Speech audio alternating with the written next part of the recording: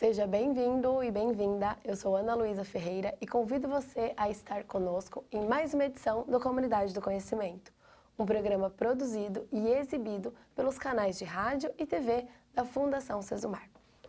Hoje nós vamos conhecer uma história inspiradora de empreendedorismo, design e paixão pela arte da relojoaria. O mercado mundial de relógios de luxo sempre foi dominado por grandes marcas, principalmente europeias e com tradições centenárias, padrões altamente exigentes. No Brasil, esse universo ainda é pouco explorado do ponto de vista da produção artesanal, mas tem crescido com iniciativas que valorizam a autenticidade e a identidade local. É neste cenário que surge a Estateira, uma marca brasileira fundada aqui no Paraná e que faz questão de valorizar o design local com criações feitas à mão, técnicas tradicionais, edições limitadas e muita precisão e originalidade. Fundada por Rafael Guimarães e Antônio Almir dos Santos Neto, o Tony, dois amigos de infância que uniram suas habilidades para dar vida a um sonho. Hoje, a Estateira é a primeira marca independente de relojoaria artesanal do Brasil e tem chamado a atenção de colecionadores no mundo todo. Fique conosco para a gente conhecer um pouco mais sobre a trajetória desses empresários e o que eles vêm construindo, logo após a nossa vinheta de abertura.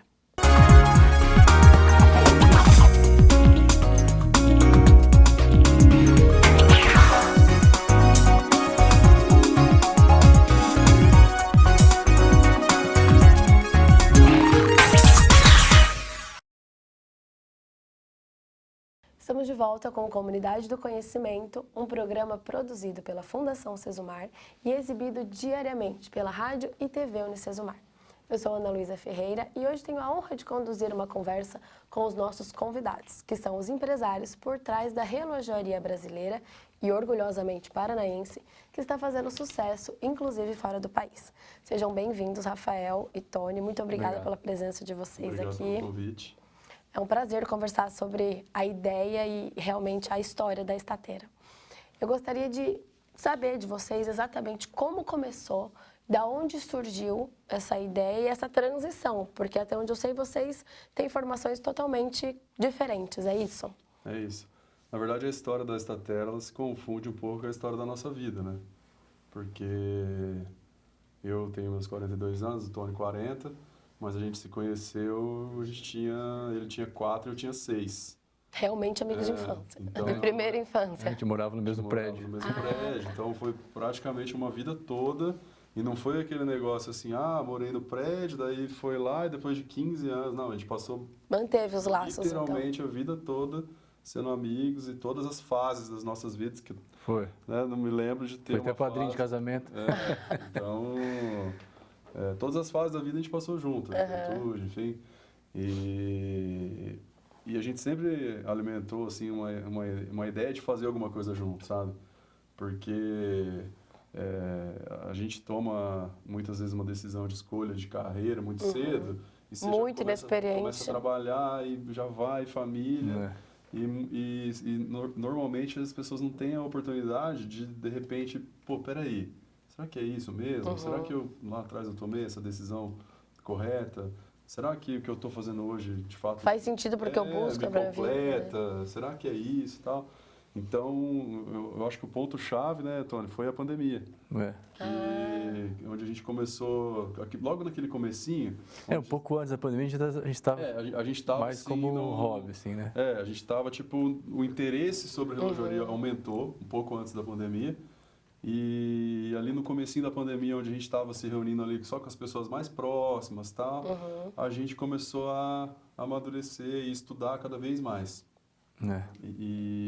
E foi nesse momento que a gente descobriu a relojoaria independente, que até então era algo que a gente não conhecia, a gente não fazia ideia de como que estava acontecendo o cenário lá fora de relojoaria. A gente conhecia as marcas tradicionais, Cartier, Omega, enfim, e a gente pesquisando, porque a gente estava querendo comprar um relógio e tal, vamos comprar um relógio para mim ou para você, tipo um relógio de amigos, assim, e a gente começou a pesquisar, pesquisa. E hoje, a gente vive a era da rede social, né? E a história da Estateira, ela mostra muito, assim, como a rede social ela pode catapultar um negócio e fazer a coisa literalmente acontecer Basicamente, promovendo conexões entre as pessoas certas. Nesse aspecto, a rede social funciona de conectar pessoas também. Fantástico, entendeu? Então, aí nessa busca a gente conheceu o Armand, né? Foi. Que é um francês. Que hoje é um grande amigo nosso, um francês, e ele tem uma marca independente. E esse cara começou a botar pilha, falar, cara, por que vocês não fazem isso? No Brasil não tem ninguém. Ele trouxe pra gente um overview de como os colecionadores estavam se comportando no mundo. De uma visão realmente de fora. Isso, e com relação à maturidade em relojaria. Então, quando o cara adquiria uma maturidade em relojaria, ele passava a procurar por coisas mais específicas, coisas mais exclusivas e muitas vezes essa busca relacionada a marcas com uma pequena tiragem, com trabalho artesanal. E aí a gente meio que, sabe, abriu um novo mundo na nossa cabeça. E onde o cliente tem bastante contato com quem produz, né? Eu acho que não é em série, né? Por exemplo, a diferença, uma das coisas que as pessoas mais gostam na relojaria independente e que a gente vive isso no dia a dia. Se o cara que entra em contato com a Statera para saber mais sobre o relógio, muito provavelmente ele vai vir pelo Instagram ou pelo site. E ele vai falar comigo, vai falar com diretamente com você. Então, esse lance de você falar direto com quem criou o relógio, os colecionadores eles gostam muito disso. Porque aproxima muito, né? Aproxima, cria conexão e eles começam a perguntar o porquê disso, o porquê daquilo, das opções de design, de cores, enfim. E aí esse cara, o Armand, ele literalmente foi o cara que proporcionou para nós o contato, passou para a gente listas de fornecedores para que a gente pudesse fazer o primeiro relógio, que foi um relógio, podemos chamar o primeiro relógio, já que a gente está num tema aqui de empreendedorismo, de um MVP. Então, era um teste, né, para ver se as pessoas comprariam um relógio de uma marca brasileira. Entendi. E, de fato, compraram. E assim, quando você diz relojoaria artesanal, para explicar para quem é leigo no assunto, para quem não é um entusiasta, colecionador, o que a gente está falando quando a gente fala de relojoaria artesanal? Isso foi o segundo passo, porque o primeiro relógio, ele foi desenhado por nós, mas ele foi fabricado na França. E a gente montava aqui, as peças vinham até... Montava aqui. A gente montava aqui. E aí era uma série limitada de 100 relógios, que foi o que a gente acordou com o fornecedor lá, fizemos 100 peças e tal. E aí a gente começou a vender e tal, e logo que começou a vender, com 15 dias, a gente saiu na revista Exame, chamamos a atenção de um dos jornalistas lá, o cara fez uma matéria sobre a gente, e aí a venda explodiu. Quando a gente tinha vendido mais ou menos uns 40... Metade, mais ou menos. Quase metade.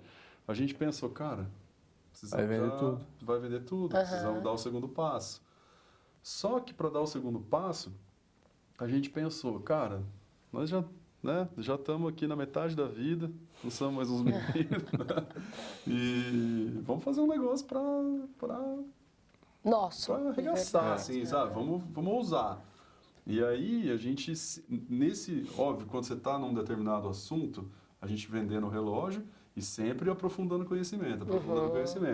E aí, o tipo de relojoaria que a gente sempre gostou, ele já era uma relojoaria mais artística. E isso foi aprofundado nesse processo de pesquisa, né? Entendi. E quando eu falo relojoaria artística, eu estou falando relógios que têm partes feitas à mão. Entendeu? Então, aí tem uma divisão clara, assim, que é relojoaria industrial, marcas estabelecidas, máquinas, lucro, produção. E do outro lado está uma relojoaria artística, que é o que a gente faz e que várias outras marcas fazem. Mesmo as marcas grandes têm uma parte de relógios. Sim, que ainda é considerado. A gente chama de métier d'art, entendeu? Eles têm linhas, né? Então, ele tem a produção, máquina, volume, profit, né? Na escala mesmo. E aí eles lançam linhas específicas que têm esse apelo artesanal, entendeu? Então, sempre foi o que a gente gostou. E a técnica que a gente mais se identificou foi logo a mais difícil de todas. Curioso que é sempre assim, né? Que é o que a gente chama de Enamel Grand Faux. Que, na verdade, se a gente for fazer um paralelo, é esmaltação. Então, Maringá é uma cidade onde existem vários esmaltadores. Só que aqui a galera esmalta cerâmica. Entendi. Entendeu? Então você tem várias peças, né? É um material completamente distinto. Então o que a gente esmalta, a diferença é que a gente esmalta em metal. Né? Então essa técnica que é conhecida como Enable Granfo, né, como a gente falou em off ali, ela é a mesma técnica que os joalheiros no século XIX faziam a cobertura dos ovos Fabergé. E é uma técnica milenar, que em relojoaria é usada já há mais de 300 anos. E basicamente para fazer isso funcionar, a gente precisava de um forno e da matéria-prima, entendeu? Entendi. Então a gente entendeu que mesmo sendo a técnica mais difícil, ela era a técnica que estava mais próxima. Do que era possível. Com relação ao investimento que precisaria ser feito, basicamente dependeria da gente, entendeu? Da nossa força de vontade, da nossa capacidade de aprender e de desenvolver. Entendi. Aí a gente passou 1 ano e meio, né? Quase, mergulhados. Mergulhados. Trabalhava até às 6, ia à noite para o ateliê, ficava lá até 11 horas da noite. Fim de semana, à noite. Então vocês de fato aprenderam antes de querer ensinar e ter quem produzisse. Exatamente. Essa técnica ela foi a chave para a gente poder fazer um segundo relógio, que foi o que conectou a gente com a relojaria mundial de fato, entendeu? Porque a partir do momento que tinha uns caras aqui no sul do Brasil fazendo Enable Granfo, entregando uma relojaria artística, né? E que dentro da relojaria, o Enable Granfo é considerado assim de um valor bem... É o supra-sumo, assim, né? É o auge que a relojaria vai... Ele te conecta com a alta relojaria, entendeu? E acho que uma outra escolha que a gente fez no processo de desenvolvimento foi... Hoje a China ela é uma força competitiva, eles produzem muita coisa. A indústria suíça chegou a mudar a lei do Swiss Made, né? Para você ter um Swiss Made num relógio, a porcentagem ser maior. 100% feito na Suíça, regulado e montado na Suíça. Era 100%, hoje, e agora foi hoje adaptado. É 60%, entendeu? Exatamente para quê? Para que marcas pudessem fazer, principalmente a caixa, né? Que é a parte de metal, na Suíça. Na China. Perdão. E aí a gente fez uma opção por não fazer na China, entendeu? Não porque, não, você consegue coisas muito bem feitas da China. Foi uma escolha. Na China você pode pegar o pior e o melhor. Mas foi uma escolha até para que a gente pudesse crescer um pouco nosso storytelling, entendeu? Então, de fato, os nossos convidados estão contando um pouco aqui como eles fizeram o caminho inverso e estão hoje valorizando cada vez mais essa volta do artesanal, do exclusivo. Nós vamos para um breve intervalo e já voltamos com mais um pouco dessa conversa tão inspiradora no Comunidade do Conhecimento.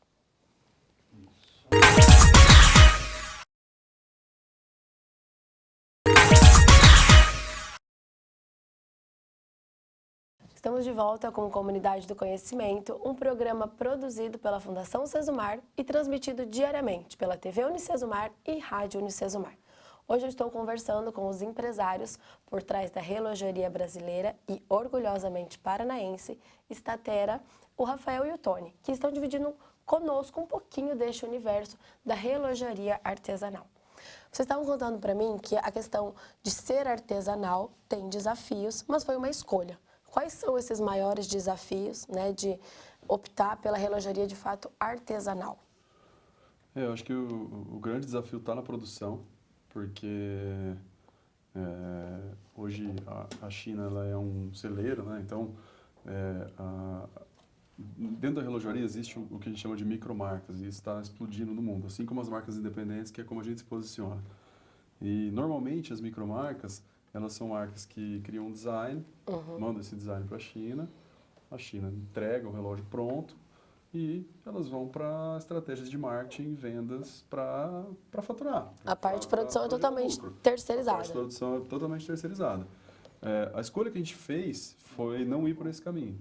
Por quê? Porque a gente queria agregar valor ao relógio. E a gente queria entregar algo diferente do que a maioria das marcas estão entregando. E logo cedo, com o nosso primeiro relógio, a gente acabou se conectando com o público, e a gente quis continuar crescendo essa conexão com esse público mais maduro em relojoaria. Caras que já têm uma coleção, que já têm um nível de colecionismo, que já estão nessa há bastante tempo. Que não exigem só qualidade, não exigem só a marca. E que gostariam de ver realmente peças especiais. Então, e para a gente se posicionar também no mercado mundial, né? Então tem que ter um diferencial Tem que ter um muito diferencial. relevante, né? Exatamente. Então, falando de produção, hoje o nosso grande desafio é capacitar pessoas. Porque eu e o Tony, praticamente a gente aprendeu, né, em livros, Autodidatas. No dia a dia, tentando, experimentando, tentativa e erro. E, só que após praticamente 2 anos de tentativa e erro, a gente conseguiu. A cereja do bolo foi alguns mestres na Suíça que nos receberam e ensinaram os detalhezinhos finais para a gente ser capaz de trabalhar com a técnica do Enamel Grand Fall. Mas na prática, hoje, com a bagagem que a gente tem, a gente já consegue capacitar pessoas, entendeu? Então a gente está numa luta agora, né, Tony, para identificar pessoas com potencial e com habilidade manual. Basicamente é isso que a gente tem que buscar, entendeu? Mas a técnica vai ter que ser E aprendida. trazer esses caras para o nosso mundo, né? Para o mundo da relojaria. Que, por incrível que pareça, é muito próximo do mundo da odontologia. Tá? Ah, pelo trabalho minucioso. As então. máquinas. A gente compra muita coisa das distribuidoras de odontologia, Nossa, eu jamais imaginaria, mas faz todo muitos sentido. insumos. A gente usa microscópio para fazer a aplicação do esmalte. Então, Até isso foi uma sorte, porque Maringá tem bastante, né? Revendedor, Maringá, distribuidor de... O Brasil, em geral, é um lugar onde a odontologia é muito forte, né? Em tantos países do mundo, as pessoas não têm o mesmo hábito que a gente de cuidar, né? Exato. Foi até uma história engraçada, assim, eu estava na Suíça e o nosso cara que é o grande mestre, que é o Gabriel Coyard, que é o maior esmaltador do mundo, ele chegou para mim e falou assim, Rafael, compra esse forno. Eu falei, tá, mas quanto custa esse forno, Gabriel? Ele falou, vai custar uns 9.000 francos, mais ou menos. Aí, franco 6 e lá vai um monte, né? Já fiz a conta, 50 e pouco, vezes 2, 100% de imposto. Mais imposto. 100 e tantos mil reais um forno. Aí cheguei aqui em Maringá, falei, Tony, nós vamos ter que comprar esse forno aqui, tal. Ele começou a procurar o forno, achou a distribuidora aqui em Maringá, mais barato do que Mais o sorte que Gabriel juízo. comprava na Suíça, entendeu? Mas não era focado nisso, claro. Mas Pelo menos não era é o vendido. mesmo forno, é para fazer Sim. prótese dentária, que o que a gente precisa é um forno que chegue ali a 800 graus, entendeu? É, a mesma marca, o mesmo modelo, exatamente o mesmo forno, é o mesmo exatamente o mesmo forno, mais barato do que ele pagou lá, entendeu? Então, devagarinho a gente foi desenvolvendo, sabe? A gente sabe que é um desafio, mas a gente sabe também que é um desafio que vai ser possível a gente superar, porque é um mercado novo, mas é um mercado também que interessa as pessoas, né? É bem comum, por exemplo, a gente abriu agora uma vaga de esmaltador e a gente colocou no Instagram anunciando, estamos contratando. Assim. Cara, apareceu gente da França, sabe? Gente que queria mudar de cidade, vir para Maringá. Fala muito sobre um estilo de vida, né? Tipo, exato. interesses, de fato. Isso, e o cara vê, acho que uma oportunidade, sabe, de fazer alguma coisa nova, né? A Estater, ela tá tendo uma relevância, né? Pô, a gente, em começo de abril agora, a gente estava na Suíça para a maior feira de relojaria do mundo. Então, o nosso relógio estava exposto lá numa loja e, basicamente, o mundo todo da relojaria estava lá. Todos os jornalistas, todas as marcas, todos os influenciadores. Ganhando visibilidade. E saiu uma matéria no New York Times, uma página inteira do New York Times sobre a Estater no caderno especial da cobertura do New York Times sobre essa feira, entendeu? Então, de fato, caiu muito na graça dos interessados. E as pessoas, tipo, a gente andando lá pela feira, as pessoas nos reconheciam, entendeu? Então, que legal. foi muito legal. E aí sempre nos perguntam, né? Mas vocês vão ficar em Maringá, vocês não vão morar em São Paulo e tal?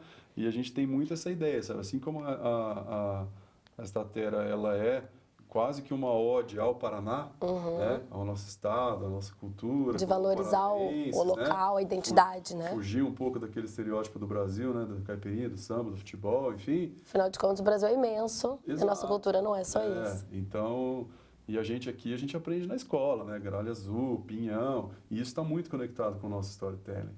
E a gente leva isso, assim, com muito orgulho, sabe? Então, muito provavelmente a gente permanece aqui em Maringá, assim, e traz o mundo para cá, com certeza. Tem uma cidadezinha na Alemanha que chama Gladstut.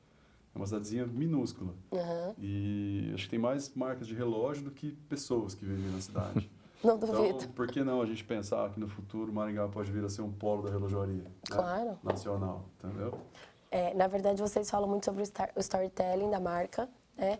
E acho que isso é muito o posicionamento que vocês buscam. Afinal de contas, é um mercado muito exclusivo, muito nichado, mas que os interessados são realmente entusiastas, né, do produto. Se vocês pudessem, assim, sintetizar, né, o que é hoje o posicionamento da Statera e o que vocês aconselhariam, né, para quem quer ou empreender, não somente mais nesse mercado, mas de produzir um posicionamento tão diferenciado? Como vocês sintetizariam? Eu acho que a gente sai um pouco na frente porque a gente está falando de relógio. E relógio já é algo que gera toda uma mística na cabeça das pessoas.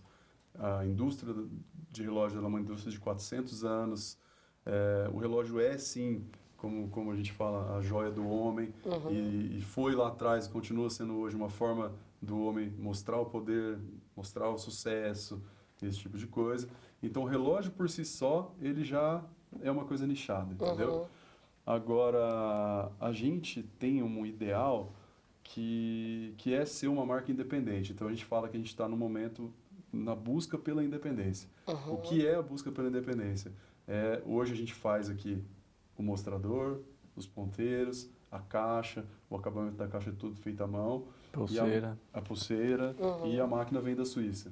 Então, a gente já está num caminho para ter uma independência 100%. O objetivo é ser 100% nacional. E a gente, inclusive, já está desenvolvendo uma máquina nossa, né, que muito provavelmente vem num relógio que vai ser lançado ou em novembro, em dezembro. Ainda não definimos isso certinho, mas o nosso ideal enquanto marca é atingir, de fato, a independência e poder continuar escrevendo um pouco dessa história que a gente está escrevendo aí.